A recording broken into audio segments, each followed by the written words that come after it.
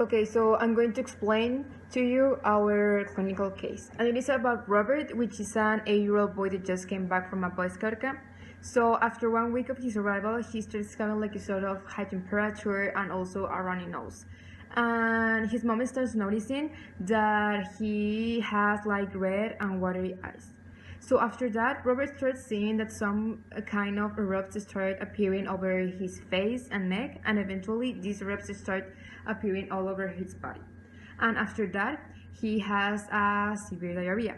And when this all happens, his mom decides to take him to the doctor. Roberto was diagnosed with the measles after the doctor notices that the patient didn't have his shot for measles, and while doing an examination, the doctor noticed all of the symptoms for this, as for a cough, fever, diarrhea, and all the spots in the body of the patient.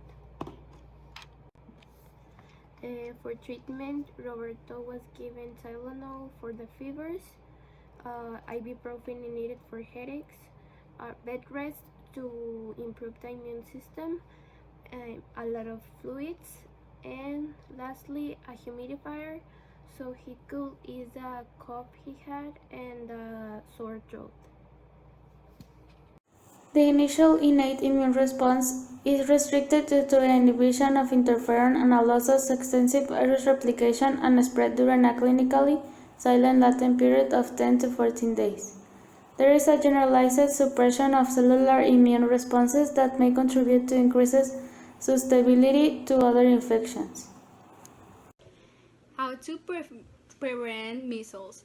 The most effective way of preventing contagions is having the vaccines of measles, mumps, and rubella.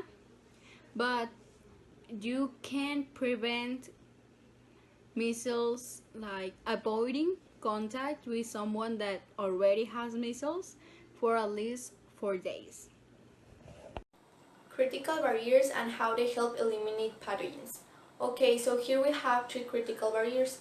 There are the mucous membrane, that it helps to immobilize the pathogen so it cannot penetrate. Then we have the skin. This one is the first one on receiving the pathogens.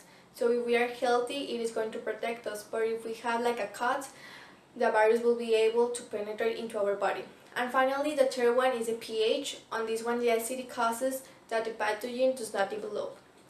All of these mechanisms are related to the symptoms because, for example, in the measles, one of the symptoms is a nasal congestion, and this happens because the mucous membrane is trying to immobilize and to expose the pathogen, but at the same time the pathogen is attacking. So this one was an example, like a great example of how the mechanisms is related to the symptoms that the disease causes. So why is our skin so important when it comes to our immune system? Basically, our skin acts as a physical barrier and the very first defense when it comes to protection against the external environment. In this case, protection against any antigen we might get to face. There are 2 main immune systems when it comes to our skin. The innate immune system, which is the very most simplest or basic form of it. It acts immediately, but isn't necessarily the most effective one. Then it is our adaptive immune system. This adaptive immune system is slower when it comes to its production, so it will take longer to produce. So our organism will take longer to make it, basically. But if we have already faced this antigen before, it will basically attack it specifically in a way that it will defeat it as effectively as possible.